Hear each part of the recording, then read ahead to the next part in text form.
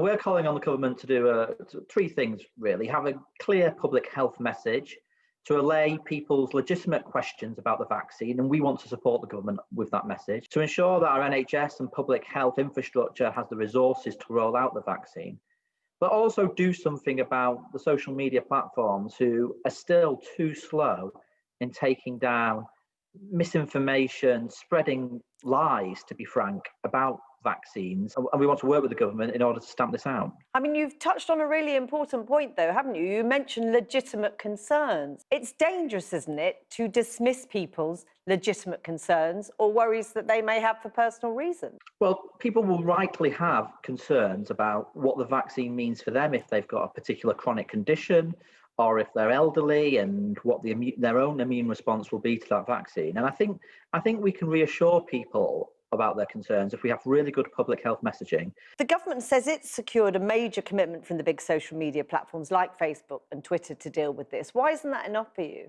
Because my concern is, look, I mean, I've just been on my phone. I can find it on Facebook. I can find it on TikTok. I can find it on these social media platforms. What we're saying to the government is that we're prepared to work with you, that if you think that we need to go further, like whether that's financial sanctions against those those social media giants who are not acting quickly enough, then we'll support you and help you get the relevant laws on the statute book. Jon Ashworth, thanks very much for talking to us today. Thank you very much. Thank you. I'm joined now by Professor Heidi Larson from the Vaccine Confidence Project, based at the London School of Economics.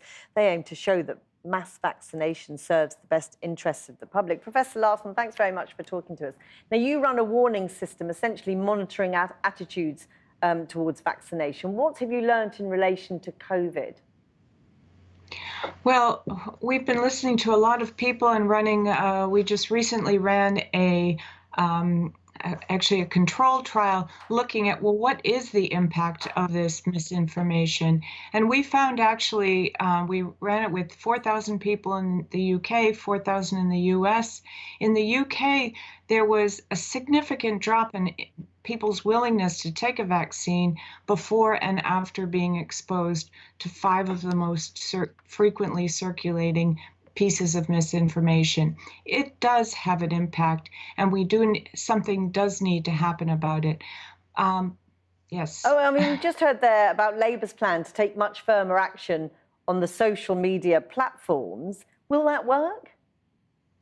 Well, I think reducing the spread of these pieces of misinformation can help, but it's not going to solve the problem alone.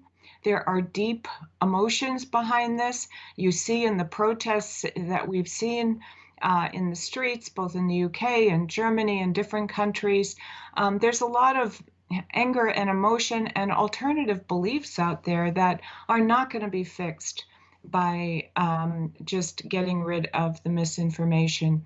And between last March and now, between March and May, we've had 7% of the UK representative population said they would not take a COVID vaccine. That's now up to 17%. And I mean, often the so-called anti-vax movement is presented as one sort of coherent group.